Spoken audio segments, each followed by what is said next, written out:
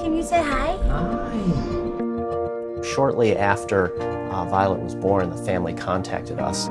They've been able to send me digital photographs. I've been able to talk to them and review the photographs with them over the phone. So it doesn't matter if you're in a different state or a different country. I can still communicate with this family. I can still get images, CT images. We can still build models, and the distance really is no longer a factor. In this case, Violet's brain actually looks very good. The reason why you need a neurosurgeon here is not to so much deal with the brain, but the bone around the brain is fairly abnormal. And the cuts that need to be made to move the eyes together and get the nasal region closer together involve cuts that need the brain displaced slightly out of the way. I've been able to watch her progress and her growth because we had a model built early on, several months ago.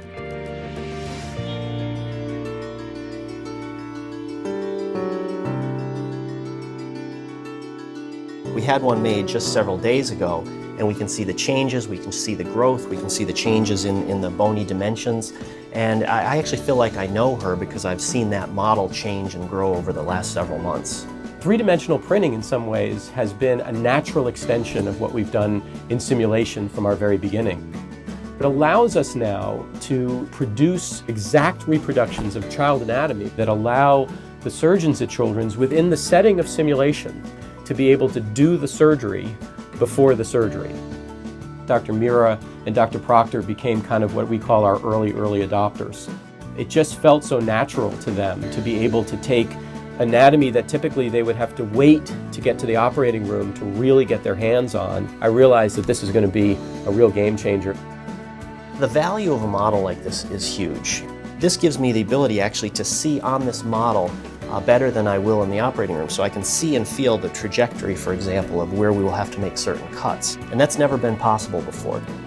When you're dealing with such a complex and unique abnormality, it's really hard to conceptualize exactly what you need to do in surgery. In Violet's case, the movement of the bones is going to be relatively complex and certainly unique. You know, no two of these cases are exactly alike. It saves a lot of the sort of thinking in the operating room. So when we get there and the patient's in front of us, we're not then using our brain power to decide what do we have to do. We really have that plan going into surgery, and that makes the whole process quicker, more efficient, and safer for the patient. When it comes to complex cases like this, really it's the team that makes the difference. The more you practice together, the more you experience things together, the better you are at working together. And there's a huge advantage to having the plastic surgeon and the neurosurgeon because there's aspects of the case neither one of us would take on individually. It would just be far too complex.